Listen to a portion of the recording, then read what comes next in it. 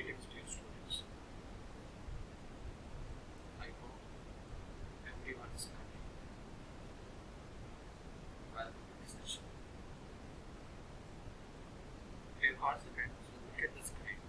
There are 3 sentences given on the screen. I request you to tell me what are the errors and why these 3 sentences are wrong. The first one is, yesterday I am playing football. Tomorrow I went to the gym. At the moment I have washed the dishes. Yes, these sentences look awkward. They are annoying to utter the sentences. Yes, they are unstructured regarding grammar. What would be the proper answers then? So these are the red mark words or phrases given in the sentences are actually wrong. What are the right sentences then? Yesterday I played football. Yesterday.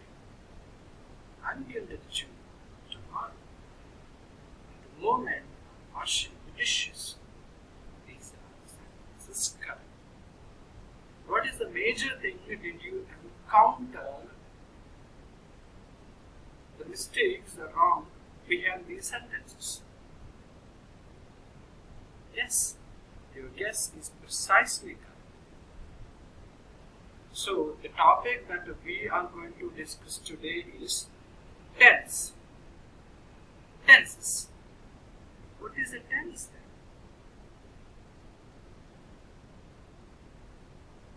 Tense is the form of verbs in action that shows the time. The time can be past time, present time, and future time. Largely, we can divide tenses into 3 parts: past tense, present tense, future tense. Now, write sentences in past, present, and future with using the verb in action. The word given there is an action, that is verb. By using this, kindly write down in 3 tenses, 3 forms of tenses. If it is in the past, yesterday I went for running. Yesterday I ran a kilometer. I ran a kilometer yesterday. If it is present, at the moment I am running in the park. I am running a kilometer. If it is the future, you need to substitute the verb run in the sentence. It goes like, I'm going for a run tomorrow. I'm running a mile tomorrow. Now, what is a tense basically? The word tense is derived from Latin language. In Latin language, the word is called tempus, which means it's a progressive action. So basically, tense is basically a form of action which shows. Tense can be divided, as we say, there are 3 parts. Each tense can be divided into 3 parts. Those are indefinite, continuous, perfect, perfect continuous. If it is the present tense that we take and we discuss today, the 4 tenses that we discuss today in this video are simple present tense, present continuous tense, present perfect tense, present perfect continuous tense. And these are the tenses might have already taught you in your school. Throughout the schooling, it taught you, and in intermediate, it taught you, and you were well learned. And there is nothing new that we will learn out of it. But there is something that we are going to look deep into here, that yet we learn these tenses. We are committing some mistakes in action, in the time of action. To avoid it, it is better we remind our past knowledge. It is better we remind our tenses to be used in our day-to-day life and day-to-day work. Let's go deep into it. The first tense in present tense is simple present tense, nor present indefinite. The simple present tense, which is also called present simple or present indefinite, is a form of action verb which is used to generalize statements, to use habitual actions, universal truth, proverbs, and newspaper headings. Most of times we use simple present tense in above all these things. Let's come. The simple present can be used to talk about scheduled actions in the near future. The structure of the sentence is subject plus verb form plus object. Let me tell you, dear students, before we deeply go into all these tenses, we would like to know you have into how many forms the verb can be divided. There are actually 5 forms we should know. Dear students, you are taught only 3 forms, V1, V2, V3. Don't call them as V1, V2, V3.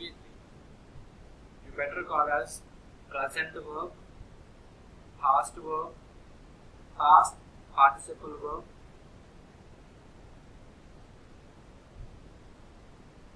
present indefinite, which is verb 4, present continuous verb, which is V5. Okay, dear students.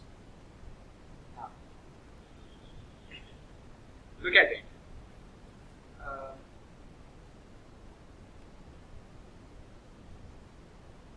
You have to learn first person, second person, third person, and you should know the English substitute table. First person singular, first person plural. First person singular subject, first person singular object. First person plural subject, first person plural object. Same way the other 2 persons. Now if you take here, he, she, it are all third person singulars.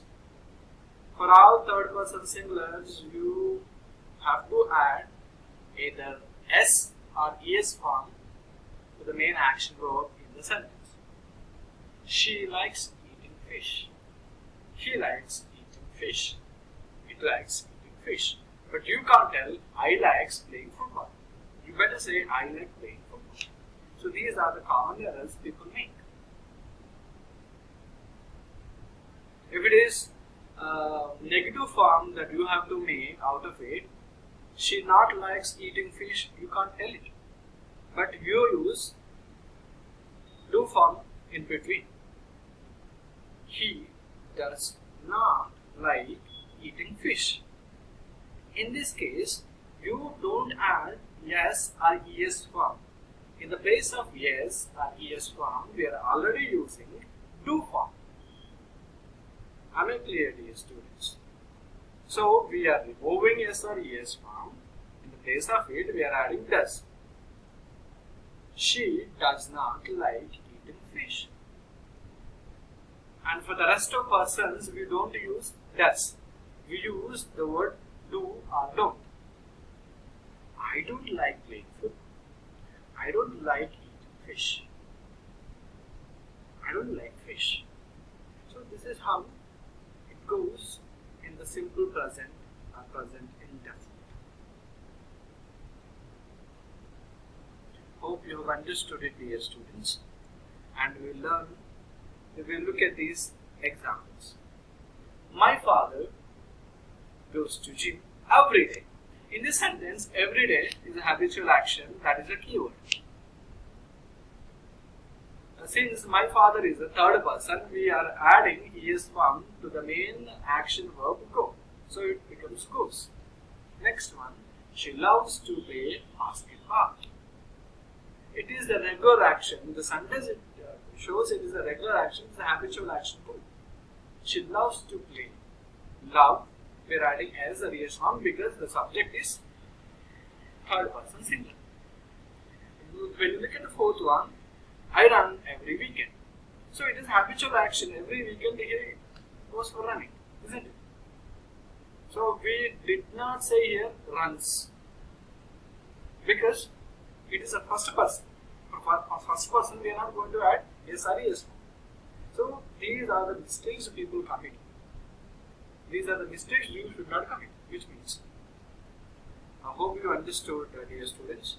Look at all the other examples. Look at the 11th one. My son lives in London.